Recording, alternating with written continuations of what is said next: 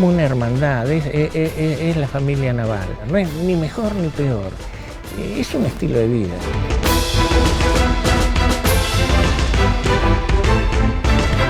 Para aquel turista que viene simplemente para conocer un poco más de la arquitectura, creo que es uno de los íconos más importantes que tiene Salta.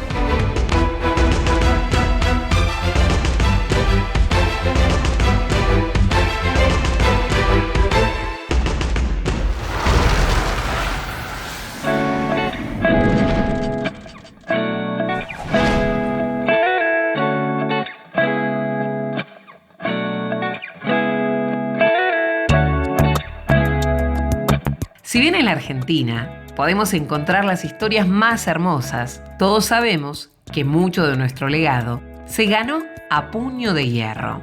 Esas intensas luchas que tanto nos enorgullecen haber peleado a lo largo del tiempo, tiene uno de sus sostenes en nuestra gloriosa Armada. Por eso, no sorprende que bajo plena capital del centro porteño se emplace tan imponente edificación, construida a manos de aquellos jóvenes que salieron de la Escuela Naval Militar, y tal como un navío de guerra, solo reservada para esos valerosos marineros que representen a nuestra honrada patria. Nathalie tuvo el privilegio de ingresar, y mediante ella, toda una historia hay por contar.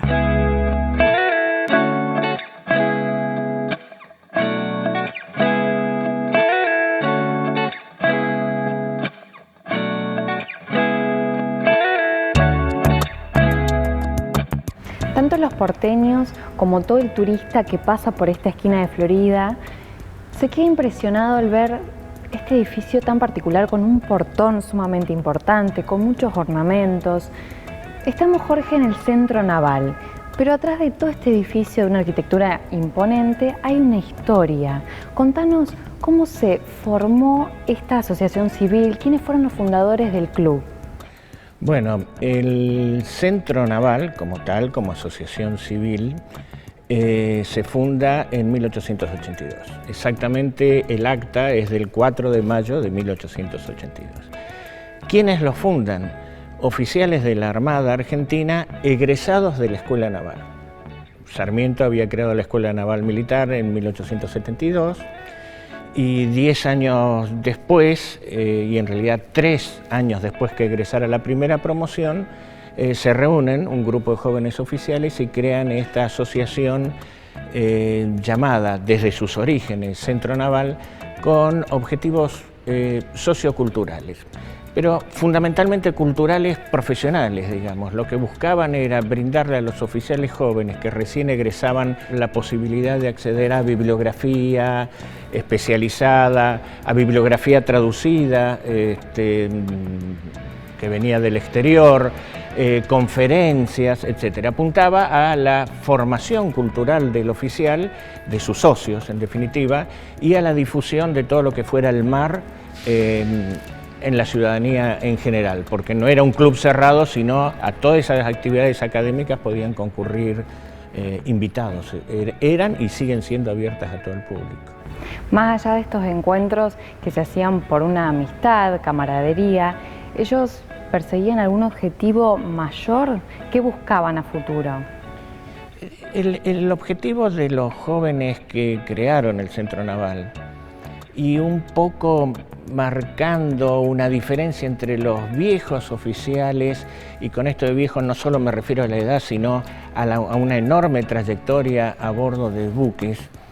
Ellos querían marcar como una diferencia entre los que se habían formado en la dura vida del mar y los que primero habían estudiado en aulas con rigurosísimos exámenes de ingreso, y después a lo largo de los años, de los 3, 4 años que duraba la carrera, marcar como una diferencia entre ellos. Pero fundamentalmente el objetivo era la mejor preparación del oficial joven, ya te digo, Nati, brindándole oportunidades académicas que en la Argentina en ese momento no había.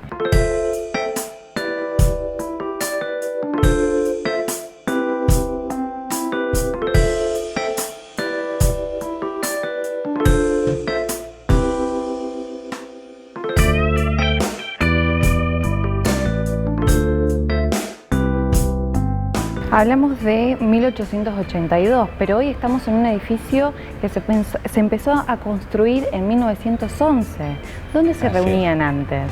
Bueno, la primera sede fue la casa del subteniente Santiago Albarracín. Y después se fueron mudando en diferentes lugares por la zona, siempre alquilando, hasta que en 1911 se inició, digamos, el proyecto y todos los trámites necesarios para construir una sede social propia, más grande, más llamativa. Se inició la construcción que culminó con su inauguración en 1914, que era uno de los objetivos. ¿Por qué? Porque el 17 de mayo de 1914 se conmemoraban 100 años del combate naval de Montevideo, que había liberado las aguas del Río de la Plata y la ciudad de Montevideo de la amenaza de la Armada Española.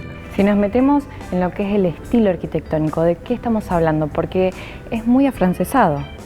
Sí, es muy afrancesado. Yo creo que responde a el estilo arquitectónico que había, al menos, no sé si en Argentina, pero con toda seguridad en Buenos Aires. Estamos hablando de la primera y segunda década del siglo XX. Muchísimos edificios respondían a una línea arquitectónica francesa. Y acá, en este edificio, hay una combinación de estilos franceses que sería muy extenso relatar, y si me escucha algún arquitecto, con toda seguridad va a tener alguna opinión en contraria, porque de arquitectura no sé nada. Pero sí de hecho, los arquitectos, los dos, estudiaron arquitectura, hicieron una trayectoria profesional en Francia antes de venir a la Argentina.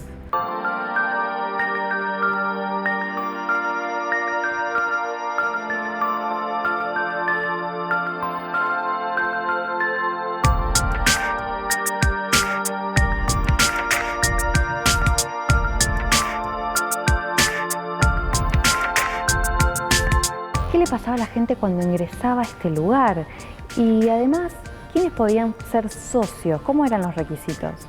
Bueno, el Centro Naval nació y sigue siendo una asociación civil, tal cual vos muy bien dijiste al principio. No tiene vinculación oficial con la Armada ni con otro organismo del Estado.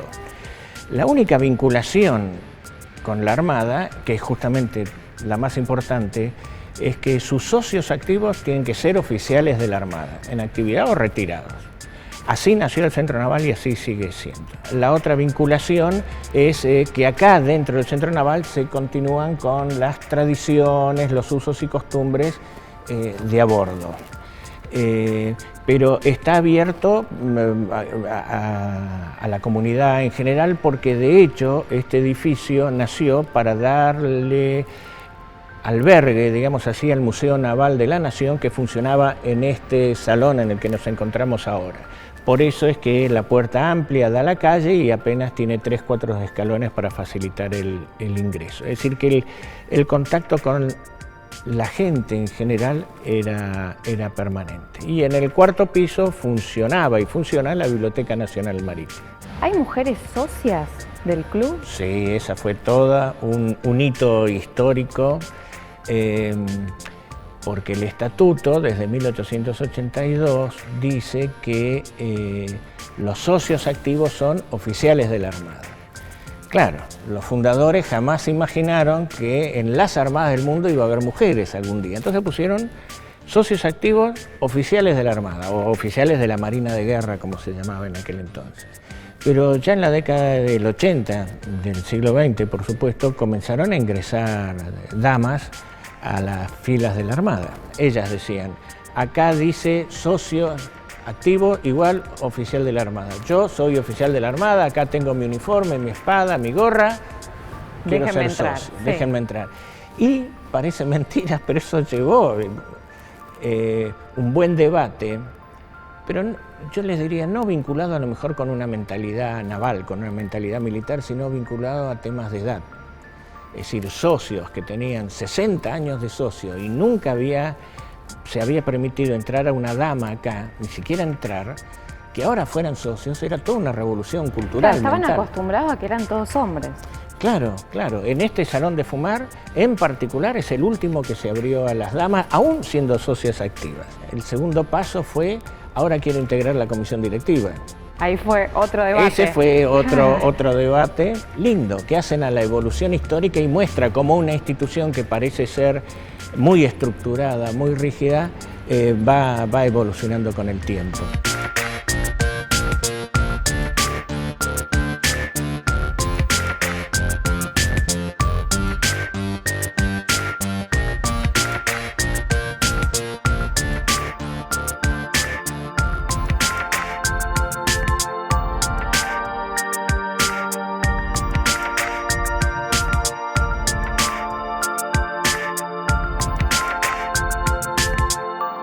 El común de la gente puede pensar que en la fuerza naval solo se escribieron sus osadas historias surcando los grandes mares.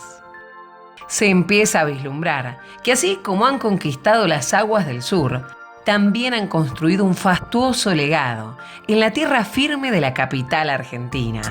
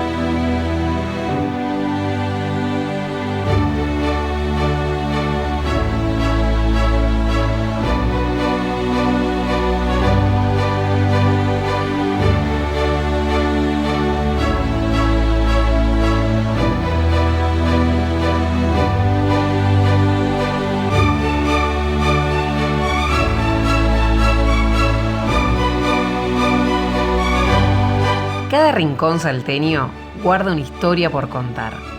Su belleza paisajística es imponente, como así también su arquitectura. Y un ejemplo de ello se encuentra frente a su plaza principal. Es verdaderamente majestuosa. Uno no puede dejar de contemplar cada detalle, me comentó un lugareño. ¿Y saben qué? Tenía razón. Me paré frente a ella y todo me asombró.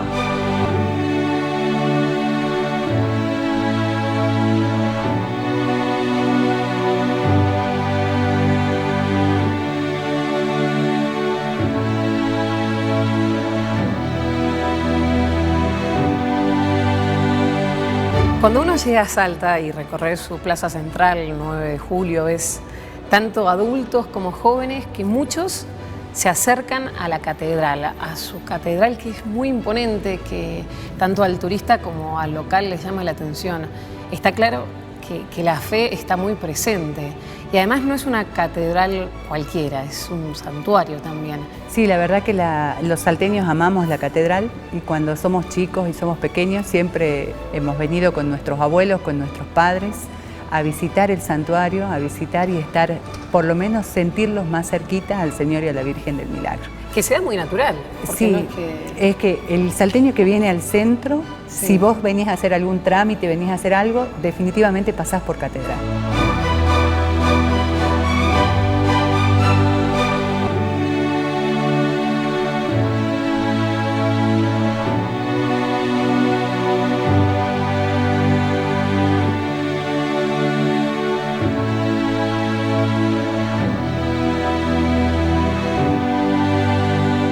Cuando te digo que hay mucha historia es porque, digamos, si bien cuando inicia todo esto, surge en este predio, en este lugar, no es con esta catedral puntual, sino que hubo varias. ¿Cómo empieza todo? La verdad que la historia de la iglesia catedral, comenzó en el año 1582, cuando se hizo la fundación de la ciudad de Salta, y allí un obispo es el que presenció esa fundación. Él se iba a un concilio en Perú Y él prometió, como participó de la fundación, prometió una imagen de un Cristo crucificado para estas tierras.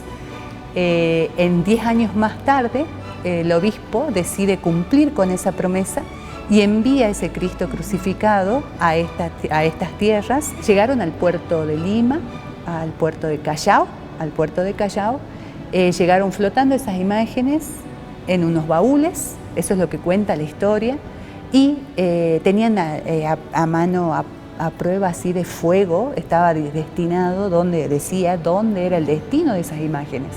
Y llegó, por el camino del Inca, llegó el Cristo crucificado acá a Salta. La primera iglesia matriz en el 1582, que dura poco tiempo por la precariedad del edificio. Se hace una segunda edificación. Esa segunda edificación es la que sufre el gran terremoto de 1682, que sacudió a los salteños.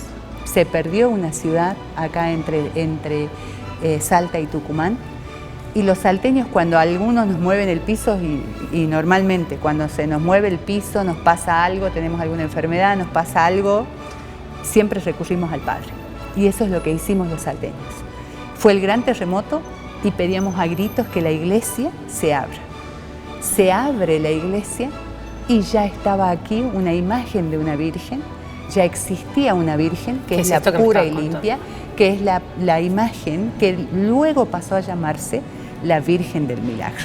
Esa imagen de la Virgen pertenecía a una familia adinerada de Salta y ellos la traían a misa los 8 de septiembre. Se festeja la Natividad de la Virgen. Ellos la traían a misa y milagrosamente ese año se quedó 5 días más. Se quedó en el altar y cuando sucede el terremoto, el gran terremoto, esa imagen cae 3 metros y no se hace nada, no se rompe, no pasó nada, solamente se rompió un dragón que tiene a los pies la cabeza. Así dice el himno de la Virgen, dice, con tu planta le quebraste el cuello. Eso dice el himno a la Virgen del Milagro.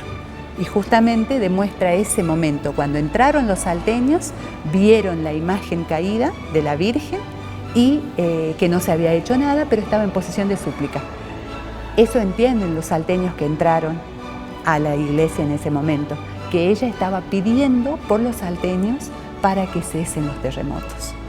Habían todavía jesuitas en esta zona y el padre Carrión, él escuchó en un momento de oración que había que decir que había que sacar ese Cristo crucificado que nos mandaron de España y que lo habíamos tenido guardado, olvidado. También dice nuestro himno al Señor del Milagro, dice, por 100 años te dejamos olvidado. Y allí es donde lo sacan.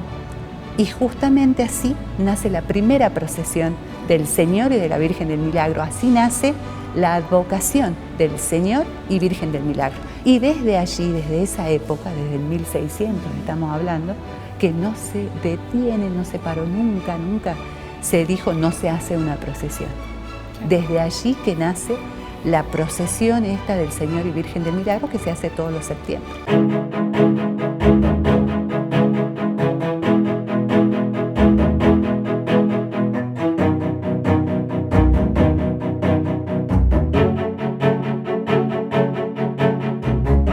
En esto que estamos haciendo como cronológicamente la historia de dónde fueron ubicándose las iglesias, si bien eran emplazadas en el mismo terreno.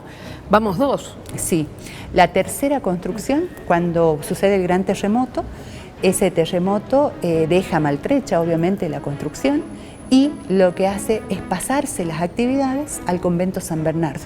Entonces allí se pasan todas las actividades hasta que se hace una tercera construcción. Esa tercera construcción dura aproximadamente 100 años, no dura más, y después se hace la cuarta construcción, que es la actual, la que pueden ver en este momento. Esa cuarta construcción es del año 1876. O sea que el edificio que podés ver vos actualmente en Salta es la cuarta construcción del 1876. Y cuando uno observa la catedral, también es tan imponente, esos colores que te muestran que estás en el norte, que es distinto, que si venís recorriendo de pronto una ruta 40 no lo vas a ver hasta que no llegues a esta zona. Como así también los dibujos que tiene, es majestuosa. Es totalmente majestuosa, yo estoy enamorada de la catedral. Pero sí, se trató, en los colores, por ejemplo, se trata siempre de mantener los originales, ¿sí? Se trata de mantener esos tonos pasteles, es de un estilo renacentista, neo-renacentista, es ecléctico, adentro es totalmente barroco.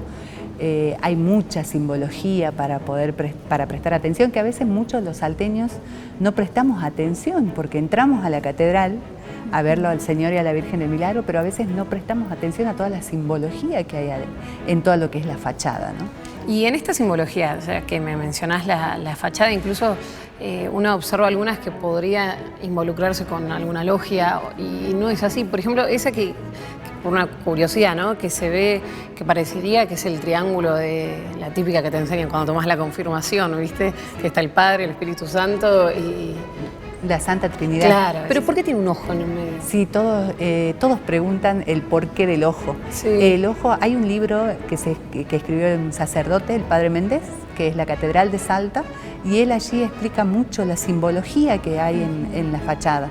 Y él explica que el ojo representa a Dios Padre que todo lo ve.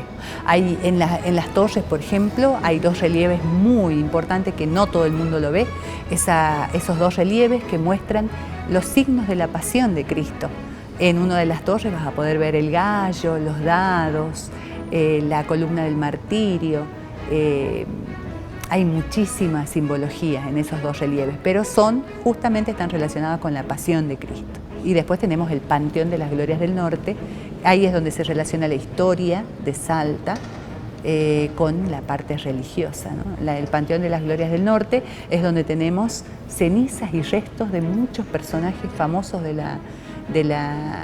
que fueron importantes en la independencia, ¿no? de nuestro país. Entre ellos Martín Miguel de Güemes, héroe gaucho, héroe provincial, siempre fue a partir del año pasado héroe nacional. Uno ingresa por la puerta y también está la imagen del Papa. Sí, hay una imagen, orgullo de los salteños, siempre decimos nosotros, porque fue hecha justamente con material donado por todos los salteños, ¿sí?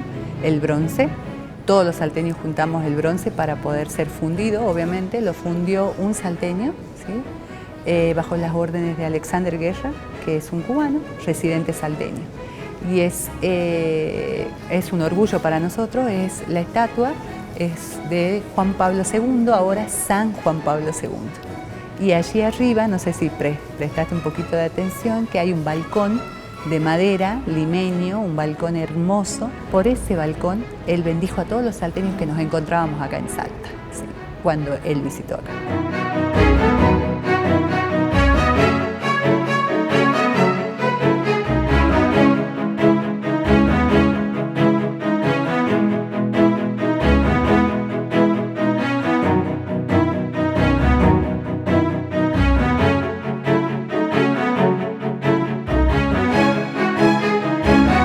Sin lugar a dudas, es uno de los templos más bellos de Argentina.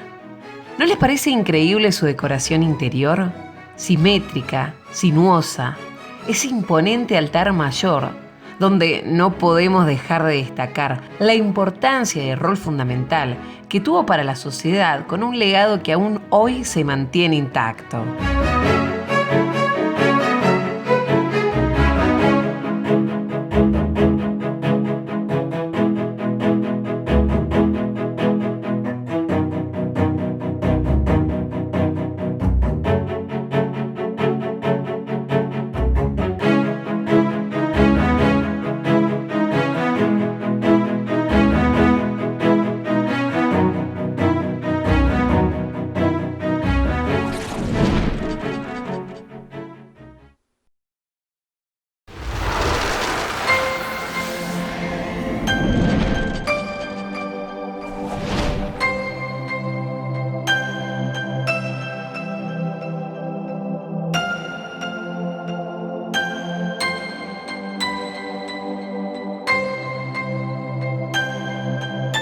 Dicen que las tradiciones son aquellas que mantienen la identidad de una cultura.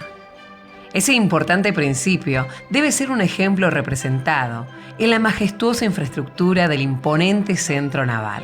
Aquí, las tradiciones marinas de los Pagos del Sur se mantienen hace ya más de un centenar de años. Toda una historia de la conquista de mares y océanos que solo cambió alguna de sus tradiciones para mejorarse a sí mismo. Lo que no cambia Es el asombro que se lleva todo aquel que camina bajo su afrancesada arquitectura. Nathalie está fascinada y afortunadamente hay mucho más por escuchar.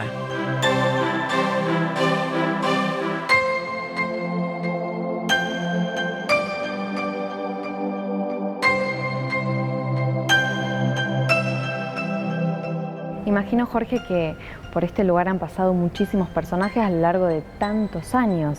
¿Recordás alguno que nos quieras contar? Sí, realmente ha sido y sigue siendo un sitio que convoca muchas personalidades y a veces las personalidades quieren venir acá, ¿por qué no? Para citar a lo mejor 2 ejemplos nomás. La fiesta del centenario, el 9 de julio de 1916, se hizo acá, en el Centro Naval, en el segundo piso, en el Salón Almirante Brown, que es el salón de fiestas, le podríamos decir, y hasta tiene su balconcito donde se instalaba la orquesta. En esa reunión de julio del 16 fue organizado por la Presidencia de la Nación para hacerse acá en el Centro Naval, y asistió el presidente Victorino de la Plaza. Y por acá han pasado todas las embajadores que han venido a la Argentina, todas las autoridades navales, y en particular hay una extraordinaria vinculación con Japón. ¿Por qué? Porque en 1904 Japón entró en guerra con Rusia, una llamada guerra ruso-japonesa. Argentina estaba construyendo en Italia 2 acorazados. Japón le pidió a la Argentina que le cediera esos buques para la guerra con Rusia. Argentina se los cedió, y gracias al refuerzo de la escuadra japonesa por esos 2 buques, Japón ganó la famosa batalla de Tsushima. El gobierno de Japón no se ha olvidado nunca de ese hecho, y entonces cada vez que hay algún acontecimiento en Japón vinculado con esa guerra o vinculado con la Argentina, vienen acá. En ese entonces estamos hablando de un gran poder que tenían. Y era la 5ª armada del mundo, Argentina. Era la 5ª armada en el mundo.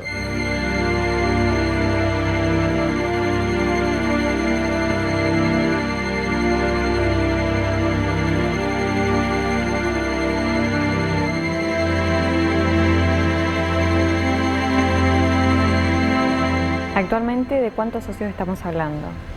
De socios activos del orden de los 3.000 y de socios adherentes que son nuestros familiares o ajenos a la Armada, que han solicitado ser socios porque alguna vinculación tienen, aunque sea a través de la actividad náutica deportiva.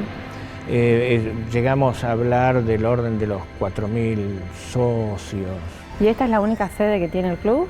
No, esta es la sede central, esta es la que más cuidamos, y a medida que vamos avanzando en edad más queremos, porque acá no se ven jóvenes, yo tampoco venía, pero a medida que vamos avanzando en edad la queremos más por lo que representa para nosotros. Se creó en 1918 una sede en el Tigre, pues hay otra sede en Olivos, en Núñez, y se fueron creando en Puerto Belgrano y en Ushuaia, porque el socio es del Centro Naval, pero el que está destinado en Ushuaia dice: yo pago la cuota del Centro Naval y no la uso, ¿no es cierto? Entonces hubo que, y además por atención al socio, ¿no?, por respeto a los socios, darle facilidades en otros lugares. Bueno, no hace mucho se abrieron las puertas para que el público pueda conocer este lugar y ver lo que fue el esplendor y que sigue vigente. Uno se ingresa a este lugar, ¿con qué se encuentra? Primero con la fachada, que es realmente algo maravilloso, y después... Bueno, en este salón, que originalmente era el Museo Naval, después se convirtió en un salón de fumar, digamos, era el único espacio donde se podía fumar y tomar alguna bebida alcohólica o un café, jugar a las cartas, jugar al ajedrez, todas esas tradiciones tal vez de hace muchos años. Acá en este salón en particular hay varias pinturas, ahí hay 2 cuadros de pintados por Eduardo de Martino. Hizo pinturas de Marina acá en la Argentina, también en Brasil, y terminó en Londres pintando, entre otras cosas, el cuadro, digamos, oficial del gobierno británico, de la corona británica, que representa la batalla de Trafalgar, la pintó Eduardo de Martino. También tenemos, bueno, el busto del Domingo Faustino Sarmiento, al cual la Armada le debe la creación de la Escuela Naval, y además fue el primer presidente honorario del Centro Naval por su apoyo a la Armada y por su apoyo al Centro Naval en particular, después de haber dejado de ser presidente de la Nación. Después acá son piezas de mobiliario y de arte que han sido donadas o algunos compradas, y hay muebles que son originales de 1914. Tiene sus tradiciones, este mismo salón, en un rincón allá hay una mesa llamada mesa de cobre, porque la tapa es de cobre, donde todos los martes se reúne un grupo de jóvenes veteranos, socios vitalicios, y que vienen en forma ya coordinada siempre a la misma hora, y ahí se instalan, y es como que el resto de los socios ese día, esa mesa y esos sillones no lo utilizamos porque ese lugar es de ellos. En el segundo piso está el Salón Almirante Brown, que es donde se realizan todas las reuniones sociales. En el tercero es un pasillo donde funciona un consultorio médico. Después en el cuarto está la Biblioteca Nacional Marítima, que está desde sus orígenes o desde los orígenes del edificio. El quinto piso son oficinas de funcionamiento administrativas, y en el sexto hay un salón comedor, también de estilo tradicional, que hasta hace poco era de uso exclusivo de los socios y ahora está abierto al público en general.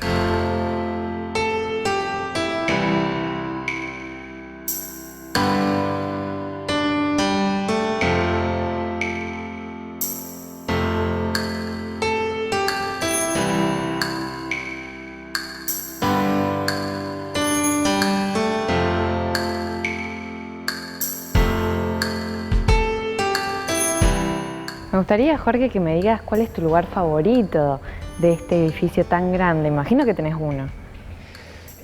Sí, por supuesto.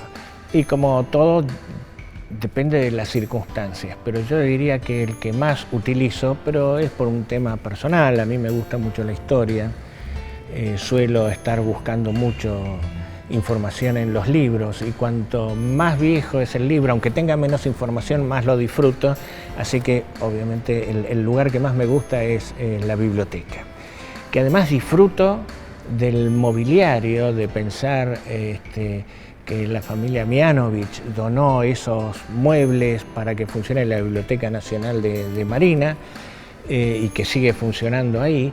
Entonces uno se siente rodeado de todos los personajes que crearon esa biblioteca, que escribieron libros, algunos realmente incunables.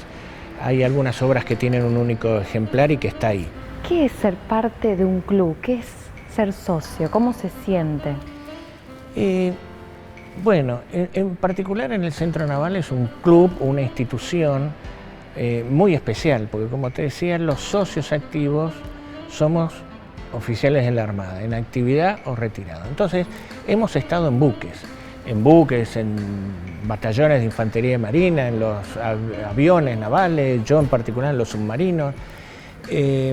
Entonces yo me siento acá con otro oficial de marina y tenemos muchísimas cosas en común. Hemos vivido en las mismas bases, en los mismos edificios, hemos tenido los mismos problemas que todos los otros integrantes de la Armada. Entonces, pertenecer a una institución como esta es, tal cual vos decís, es pertenecer como a algún club, pero hay muchas otras cosas que nos aunan mucho más. Es una hermandad. Es como una hermandad, es la familia naval. Es algo muy particular, no es ni mejor ni peor, es un estilo de vida.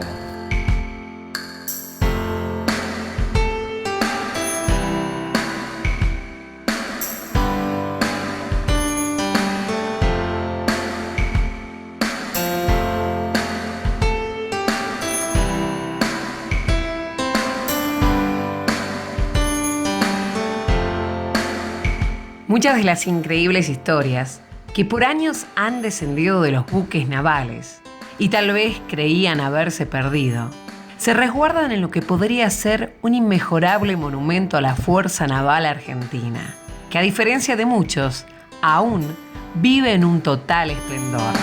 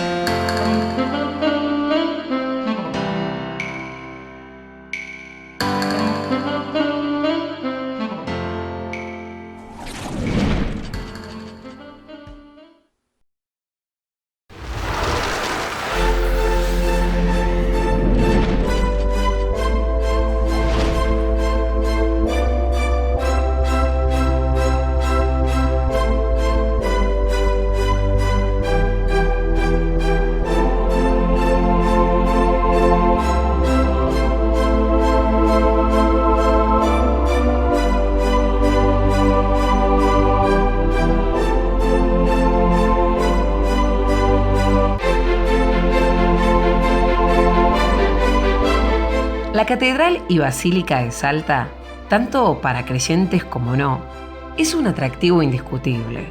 Está quien decide venir a rezar, como quien se acerca para conocer el panteón de las glorias del norte y la historia del lugar, ya que es testigo del paso del tiempo y forma parte de los principios de esta ciudad que pasó por distintos momentos y aquí se puede reflejar.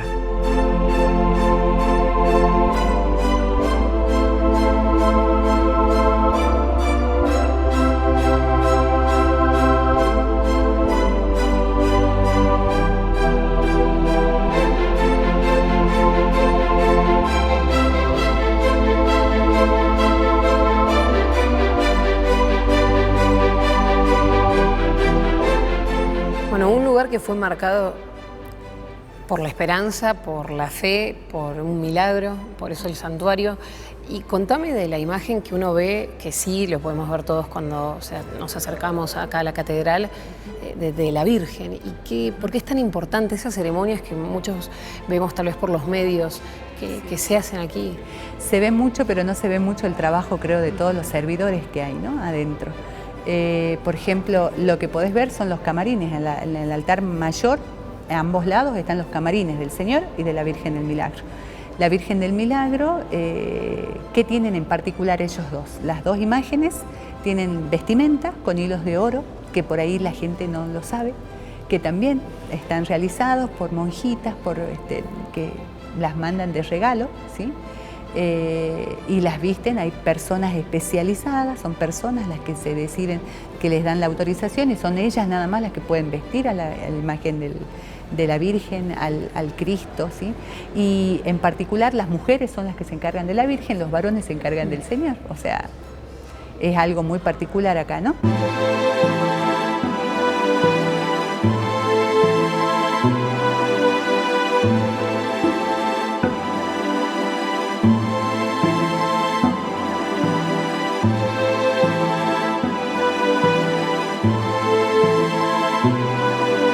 Adriana, tenemos el placer de estar en un lugar que es poco habitual. Generalmente si vos venís a misa o te acercás a conocer la catedral, acá no vas a llegar. No, definitivamente acá no llegás. ¿Qué pasa en este lugar? En este lugar específicamente, lo que podés ver vos al frente es un órgano. Acá suben los chicos que tocan el órgano y los que cantan en misa en catedral.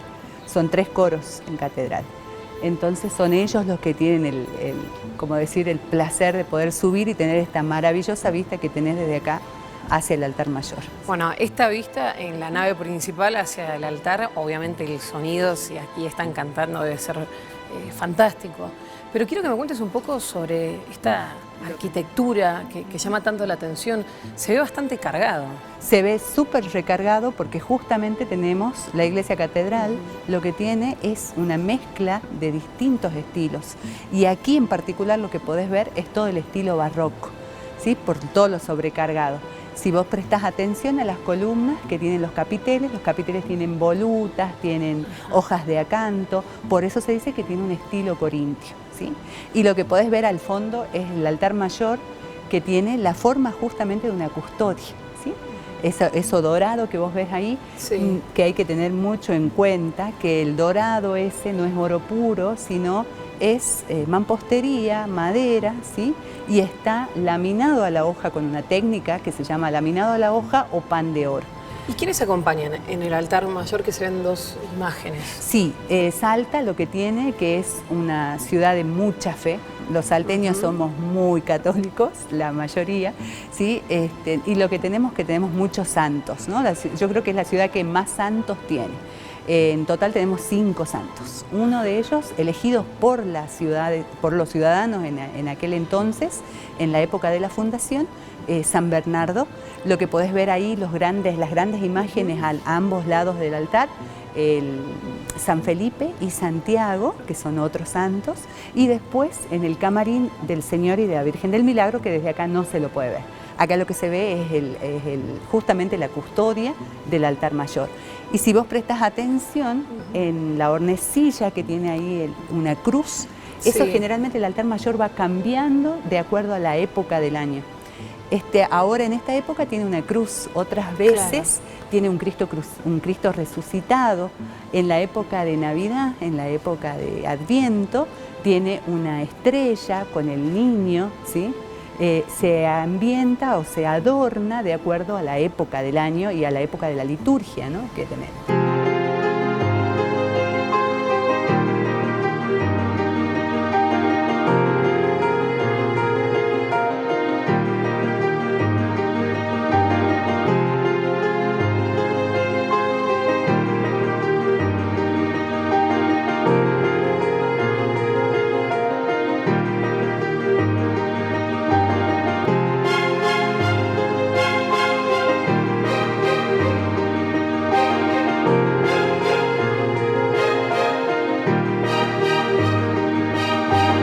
Veo a los costados también de la bóveda que están los vitros, que son bellísimos, y cómo hace ese juego de luces tan particular.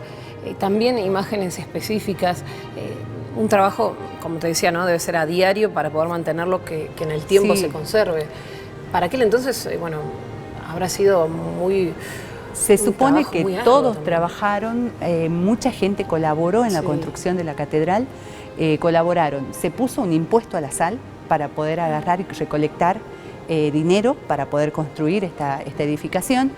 Hay gente adinerada de Salta que puso dinero, obviamente, para poder colaborar, y otros pusieron la mano de obra, ¿sí?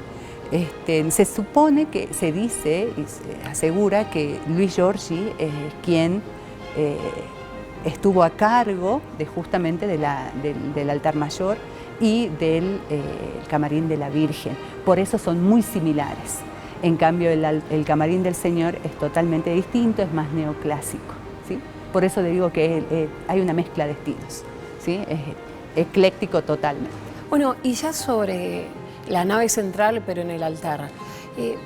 Acá también es una basílica menor, digamos. ¿Y eso por qué o cómo es? ¿Cómo te das cuenta qué características tiene? Bueno, una basílica menor, las iglesias en sí están divididas y categorizadas de distintas formas.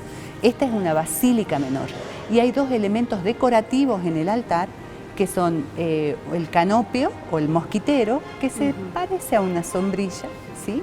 Grande, que la podés ver a nuestra, acá la en veo. este momento está así a la derecha. Ah, ¿sí? debajo de... de uno de los santos, ¿sí?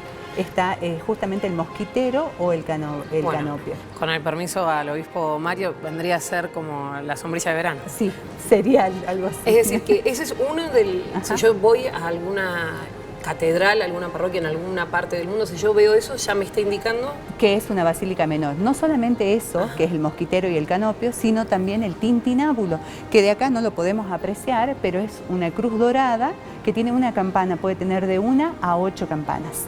Y ese tintinábulo junto con el canopio determinan que es una basílica menor, que estás justamente en una basílica menor.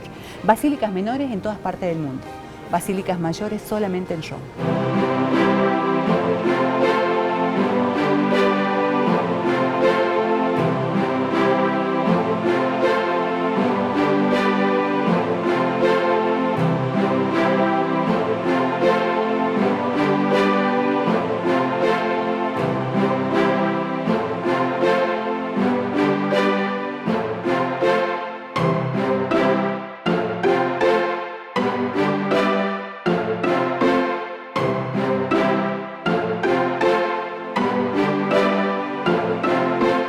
representa esta catedral, no solo para el salteño, sino para la Argentina, que independientemente de la religión, se acercan con curiosidad, con fe, chicos, adultos, vienen, convocan? ¿Qué representa para ustedes eso? Yo creo que lo que tenemos es que tenemos una catedral bellísima, con toda la arquitectura que tiene, un edificio majestuoso, ¿sí? Tiene muy relacionado la historia, tiene relacionado la religiosidad. Tenemos un montón de historia con el Panteón de las Glorias del Norte, tenemos importantes personajes que están allí, justamente las cenizas o los restos de estos personajes famosos de la independencia de los argentinos en el norte del país.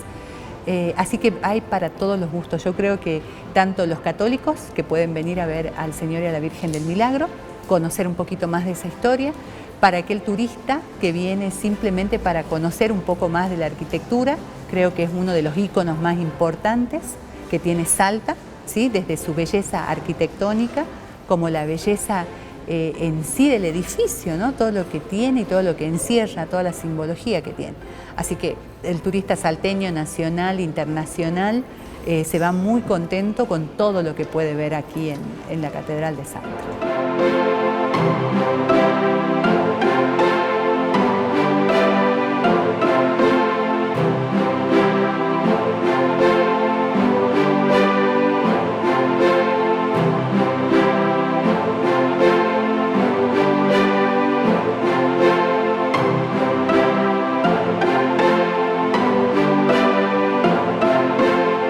Qué gran baluarte que alberga la Catedral salteña, fiel reflejo de la historia de esta tierra norteña. Todas sus salas ameritan respeto y admiración. Todo fue pensado y planificado. Nada está allí de manera azarosa. Me voy con la impresión de que cada vez que regrese, algo nuevo voy a encontrar en este monumento histórico nacional.